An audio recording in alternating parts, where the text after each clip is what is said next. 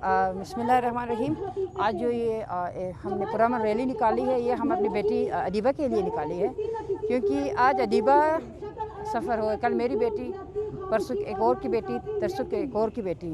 اگر ہم نے یہ ٹرینڈ لے لیا کہ ہم بیٹیوں کو قتل کرنا ہے، پھر کبھی مذہبی کارڈ، کبھی رشتہ داری کی کارڈ، کبھی کمیونٹی کی کارڈ کھیل کے ان کو نکالا، یا بیک اپ پہ strong families, strong this and strong that کی وجہ سے، تو کیا ہوگا؟ کیا یہ انصاف ہوگا؟ ہمارا یہ آج اپنا یہ سبمٹ کرنے آئے ہیں، اپنے ریکویسٹ سبمٹ کرنے آئے ہیں، اپنا اپیل کرنا ہے گورنمنٹ سے کہ اس بچی کو انصاف ملے۔ جس طرح ان کو پکڑ کے، کچھ کو، آدھے ملزموں کو پکڑ کے ان کو جیل کے پیچھے تو بھیج دیا، لیکن with no reason, even with no جو ہے نا proper evidence, with no proper role کو، لا کو اڈاپٹ کر کے ان کو چپکے سے چھڑا دیا۔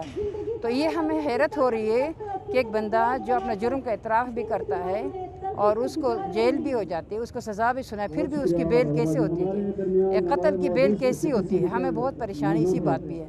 تو ہماری ریکویسٹ ہے گورنمنٹ آف پاکستان سے، سی ایم سے، چیف جسٹس آف پاکستان سے، اور ایون ہمارے جو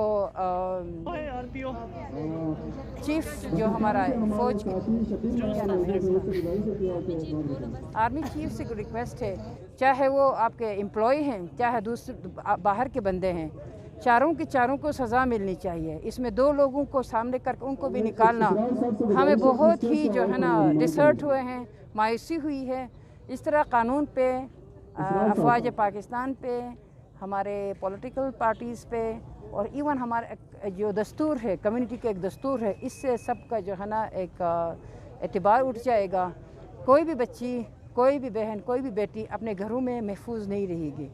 آج اس طرح کا واقعہ ہے، کل کوئی اور واقعہ ہو سکتا ہے، کسی اور بیٹی کے ساتھ ہو سکتی ہے۔ تو ہماری اپیل ہے کہ اس کو سبمٹ کریں، ان قاتلوں کو پکڑیں، ان کو جو بھی سزا ہے گورنمنٹ آف پاکستان کی طرف سے جو بھی سزا ڈکلیئر ہے وہ دیا جائے۔